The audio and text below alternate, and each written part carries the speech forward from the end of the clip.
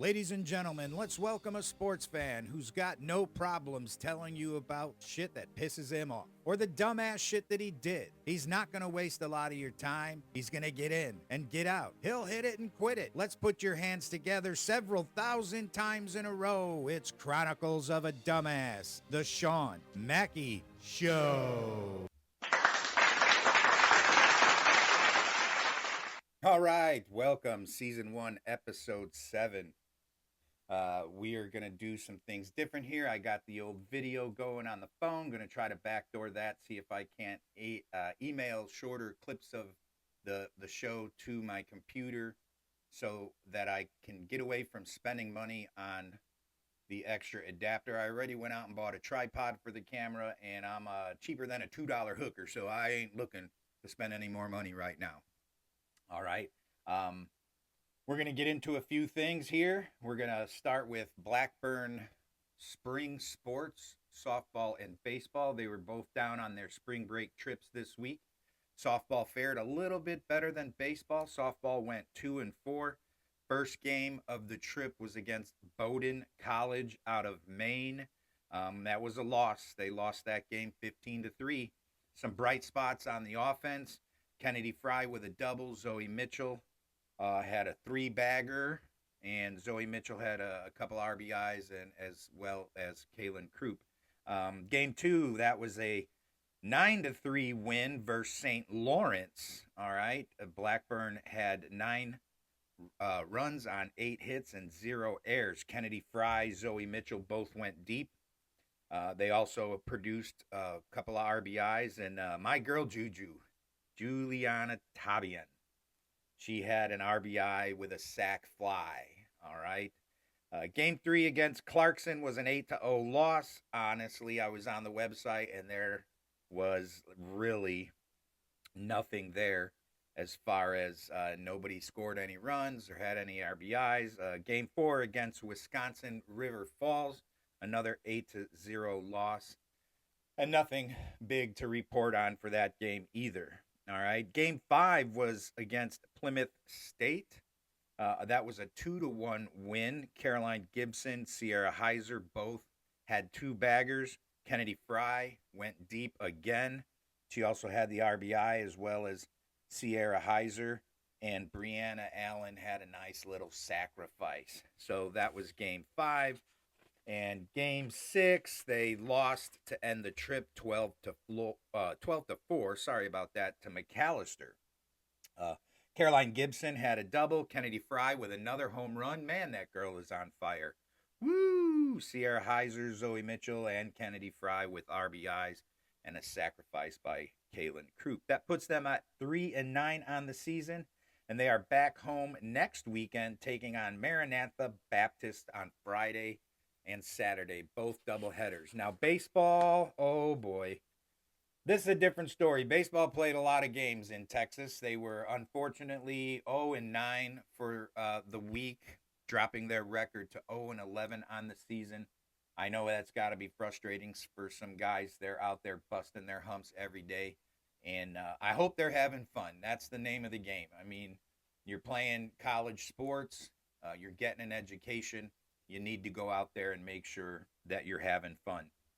Too many games to give you recaps on all of them, so I think I'm just going to focus on a couple of the games or a couple of the series that they had down in Texas, kind of give a shout out to some of the players that produced nicely for them offensively. Hopefully, as they get back home, I think baseball may play a bunch more games each week than softball is this season.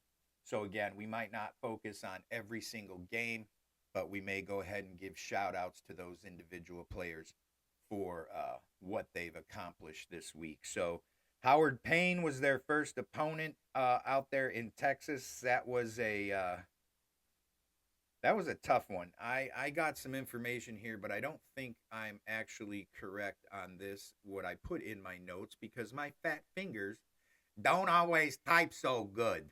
You know, I got to look at the keyboard. I never took typing classes. One of the biggest regrets I have in my life, that I didn't take a typing class. I type with 2 fingers, maybe 3 if I'm lucky, and every single time that third finger hits the wrong damn button.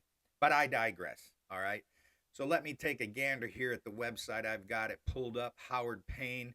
Actually, no, that was a heartbreaker. I have that correct. They lost 14 to 13. Wow. That would have been a great game to see. Blackburn scored 13 runs on 13 hits. Unfortunately, they had 4 errors. All right. Dominic Medrano with a double. RJ Arredondo with a triple. Dominic also put one over the fence. Nice. We have production from on RBIs from Harley Carney, Brett Lander, RJ Arredondo, Dominic Medrano, Joshua Moreno, and Ian Sullivan. So good job, even though they took the L in that game. Game 2, excuse me, against Howard Payne. They lost that game 11 to 9. Wow, what another heartbreaker there. RBIs by Harley Carney, Pedro Medina, Andrew Medina, Will Mason, my guy Frankie Ruiz, and Joshua Moreno. Pedro also had himself a nice sac fly with that RBI. Next series, Arlington Baptist, game 1. They lose that one 8 to 1. We had triple with Omar Claudio, an RBI from my guy Frankie again. Good job, Frankie. And unfortunately, Will Mason grounded into a double play. Will, next time I see you, we might have to have a little talk. No, I don't know who Will is. I'm not going to talk to him. Let him go out there and have his fun and do his thing. All right. Game 2 against Arlington Baptist. OMG. They lose this game 25 to 4. That was a tough one. Dominic Medrano with a double, as well as Andrew Lozano. RBIs by Joshua Moreno. CJ. CJ. We're just going to go with CJ. Frankie's going to need to tell me how to pronounce your name if you want another shout out here. And Dominic also with the RBI for that one. So that's our little recap of Blackburn sports for this week. So now that's going to take us into. Oh, wait, I got a couple of here. Ooh. Nope, that's my other notes. I'm flipping over my notes here, and for some reason I thought it was something that it was not. So we're going to move into the Chicago Cubs opening day in Tokyo, Japan. What can I say? Last week I bragged a little bit about PCA, Pete Chrome Armstrong, and my God, he starts out the season on an offer. He's not the only one. I'm going to tell you what, there was a bunch of offers going on, and that's kind of what I hate about spring training. Now, it's not shit that pisses me off. We're not moving into that segment right now, but you know, every spring, the Cubs are playing pretty well this spring. They got a decent record. You get into the regular season. Now, I know they play those 2 games in Tokyo and then have to come back and finish out the regular season. But a lot of times what you see in these spring training games is, again, what we talked about one time before where, you know, it's guys producing who are fighting for their careers. They're trying to make either this big league team or they're trying to make another big league team by showcasing their skills. So you see a lot of good things going on. And then you start to see the regulars playing more and more, and those are the guys we need to see producing, is the regulars. We can't keep having up and down the lack of production. Now, you know, I follow Cubs baseball, not exclusively. I like to look up all the other scores and the stats, but I follow the Cubs more. So I don't know if it's one of those deals where because I follow them and I pay more attention to them, I consistently and constantly see games where only 1 or 2 guys are producing, and you can't have that at the major league level. I mean, you look at these 2 series against the Dodgers, and I'm pretty certain, I'm getting ready to look at it right now, but you had multiple guys producing, you know, 4, 5, 6 guys producing each day. Now, I mean, the Dodgers, they got unlimited money, and so they're just throwing it out there, and they got a good team. As much as I've always hated the Dodgers, their owner kind of does it right. He's spending the money. And in a future podcast, you'll hear about my thoughts on this whole Tom Ricketts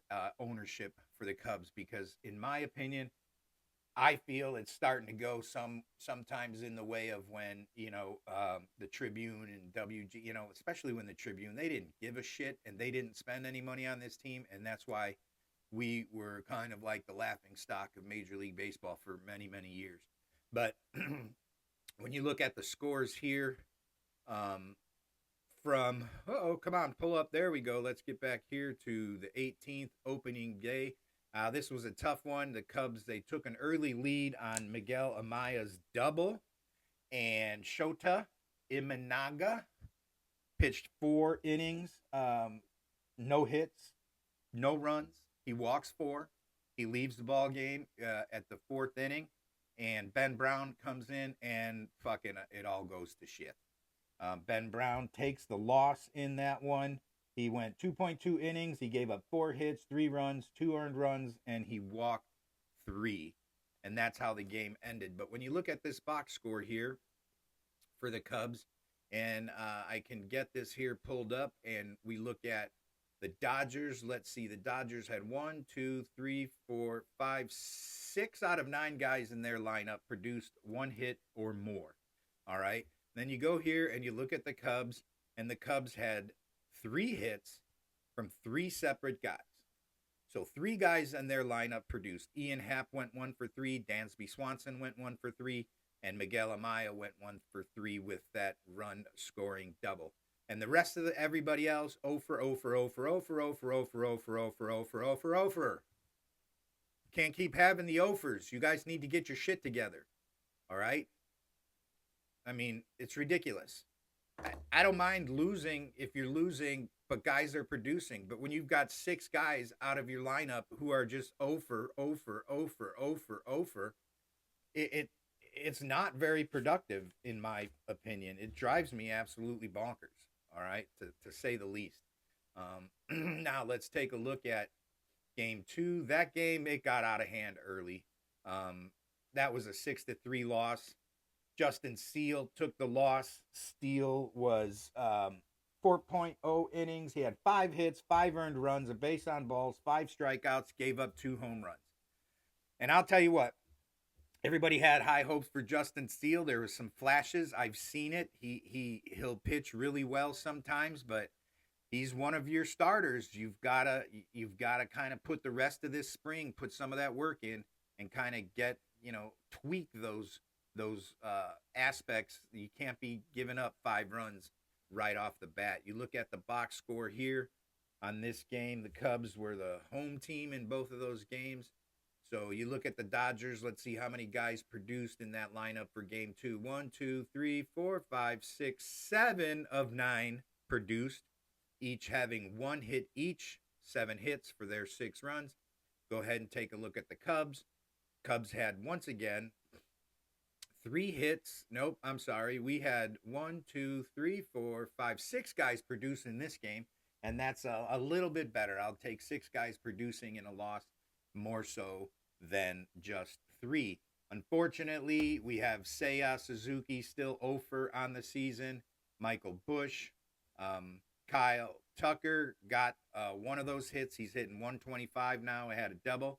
But here's the guy I'm kind of shocked about. We pick up John Birdie, and this guy's leading the team for the season. I mean, he's hitting 500 on the season. We'll see. Nice replacement there. Bench guy, I believe, unless they decide to do something different with Nico Horner, and Birdie ends up continuing to stay hot, and then he becomes your guy for the future. So, all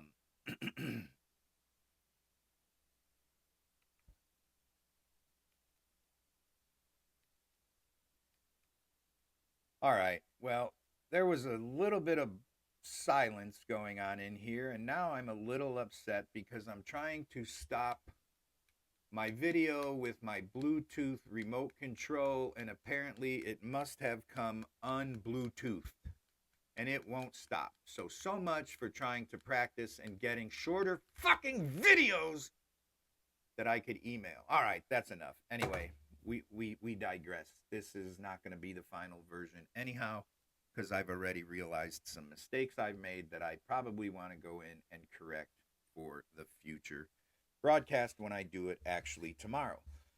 So, that being said, that would be a time now when we would get into...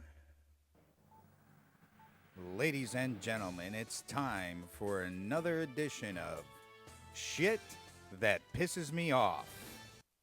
All right. This one, I was going to talk about something this week And now I've decided to go in a couple of different directions. First of all, this wind I hate wind. I don't know if you're like me. Wind really just ticks me the hell off. I mean, it does nothing but cause death and destruction everywhere it goes. I grew up in Chicago, the Windy City. I know. Don't come at me. I know that's more the name they got because of the politicians spewing their bullshit, which is fine. But maybe it's the fact that downtown had so many tall buildings that by the time the wind was coming through, it kind of got knocked down, or the houses are so much closer together. I just growing up, I just don't ever remember having so many windy days in a row. And I'm not even talking during hurricane season. I'm talking all the time. It's like every other day, it's 19, 20 mile an hour winds. The other day, it was so windy for a couple of days there. I watched an entire Domino's pizza box blow down my entire block. I live on the corner. My house is on the corner. And when I was out walking, doing some things, I noticed something in the sidewalk way down, about 6 or 7 houses down. Didn't know what it was. But every time I went outside to go for my little walk, try to get my steps in, that damn thing got closer and closer. I thought I was going to hear that dun dun dun like this pizza. And it was bent, so it was kind of open a little bit. So I thought it was going to be one of them scary movies where the pizza box came and it came up and got me, you know. And then finally, one of my friend's neighbor down the street, he was putting his steps in, and it got to be like right by my garbage can for trash day. So he kind of picked it up and put it on top of the can, and I gave him a little wave, and I went over there and threw it in the can. And then one of the neighbors on the other side street put their trash can on out, and it was windy as hell, and there was nothing heavy in the trash can. I swear to God, it was just filled with maybe their recycling bin, or just paper. And how do I know this? Because at some point the wind blew it over, and then there must have been hundreds of pieces of paper that just went flying woo, down the entire block, just flying down the block. The neighbor across the street, her garbage can ended up in my yard. I didn't know it was hers at first, otherwise I would have brought it back.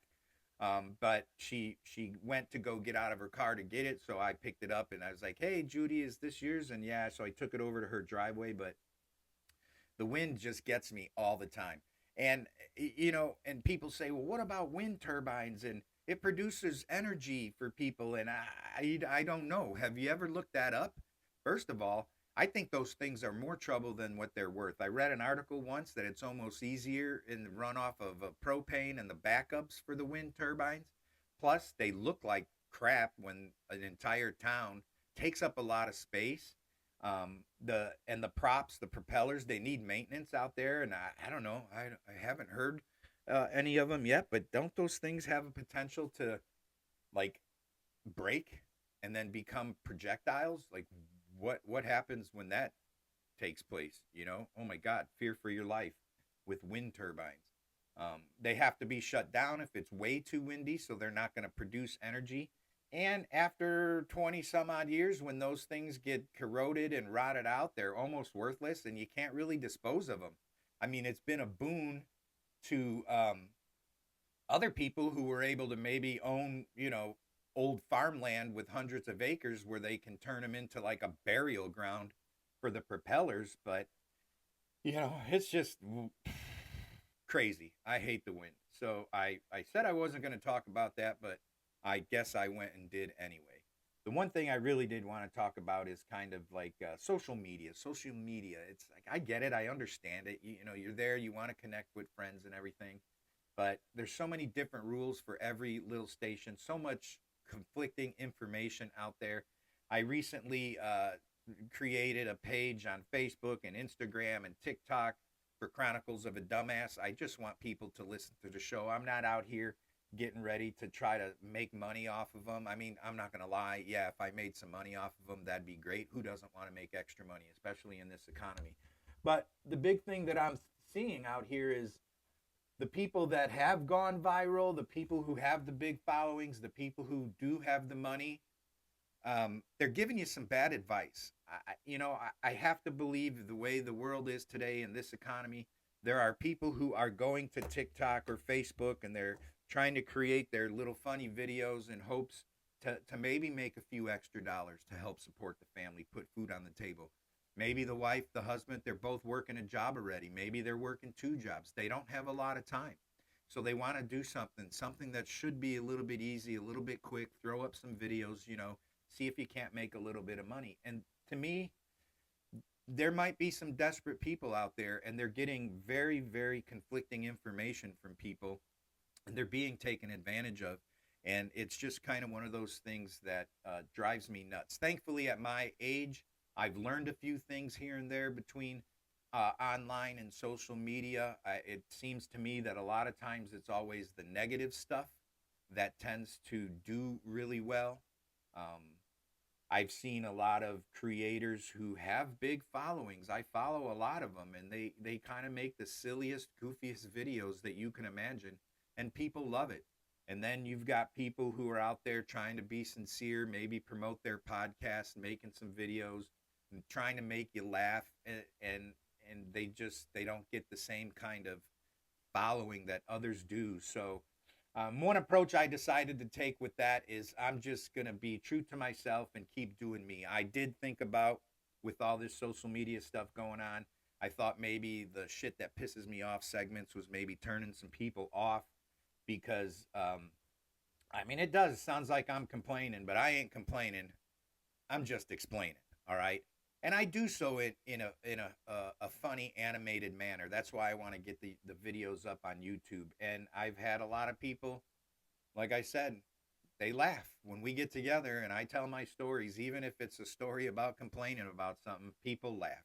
So I know there's got to be a following out there for me. There's got to be like-minded individuals who eventually get it, and I might get it out there. I might die trying, but I'm going to die anyway, so might as well do something that I'm kind of enjoying. And plus, with my little rants, the family gets to hear them after the fact, and that way I'm not bitching and complaining so much around them. So there, I said it. Yeah, I explained, but I do complain. Fuck it. I'm just going to be me. And you be you on social media. Stop falling for the bullshit gurus who claim they're out there to try to help you, when really all that does is boost up their profiles and helps make them some more money. And I don't think I'm ever going to promote anything to make money. Like I said, I'm cheap. I don't buy a lot of things that are worthy enough for me to say, oh, you've got to have this special red black mouse. It lights up on the bottom, and oh, you can use it on your hand, and it's in my TikTok shop. You can go get it for $4.99. Yeah. What the fuck? If I look stupid doing that, just think about all the fucking posts I scroll through and I see that shit. Yeah, some stuff's cool. Some stuff I wouldn't mind having. But again, I'm not going to go out there and spend a whole shit ton of money, because I've already done that. And that is going to lead you to... Once again, it's time for Dumbass Shit I Did. Hey, this guy's a dumbass. That's right. Back in 2011 or so, when I got fed up with the educational system and I felt that we were failing a lot of the kids that we were teaching, I was working on my master's degree. I had a lot of ideas. I did something. I don't regret it. If I had to do it all over again, I'd do it all over again. It led me to another path in life, and you'll hear about that on another podcast. In our house, it is affectionately known as the real life Jerry Maguire moment. And I will explain and dive into that maybe next week for you guys. All right. But I decided at that point I was going to get back into network marketing. I had done Amway back in the day. A lot of people think that's scammy. And yes, there are a lot of scammy companies out there. They end up getting busted for pyramid schemes and taking advantage of people. And Amway's been around forever. The owners of Amway, I think they used to own the Orlando Magic. I mean, the wife of the DeVos is like the educational secretary or something like that now. I'm not certain. And that company's been around forever. And if it's done right and done correctly, you can make some pretty good money. They've got great products. And I'm not pushing them. I am not in that field any longer. But probably the stupidest thing I did was maybe break away from Amway because I saw a few other companies that I'd liked. And then it got me into company jumping, and I never really got into it. But the thing I didn't really like about it was, even if you tried to be honest with people and say, hey, this is what the company was like. When I first started Amway, you had to draw these circles. The information didn't say anything on it, and people would get excited. And then the minute you told them it was like Amway, they were like, oh, fuck this shit. I don't want to do it. It's a scam. And I'm like, so I just tried to be honest and upfront with people.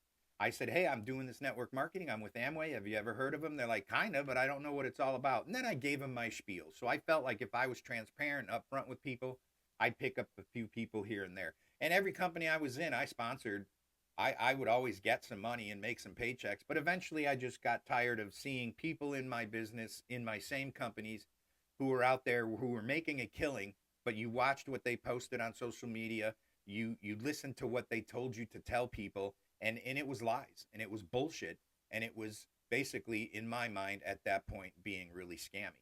So I kind of moved into the internet marketing world. I thought, I started hearing about build this email list, and then you can sell people products, and that was pretty stupid because eventually I would buy these courses, and I think I spent about $2,500 or so buying courses, only to realize that I was buying the exact same fucking course from 20 different people, because they gave you this option to rebrand it as your own. It made it look like people were writing these courses, and then you start reading the information and it's the same thing you already bought and paid for.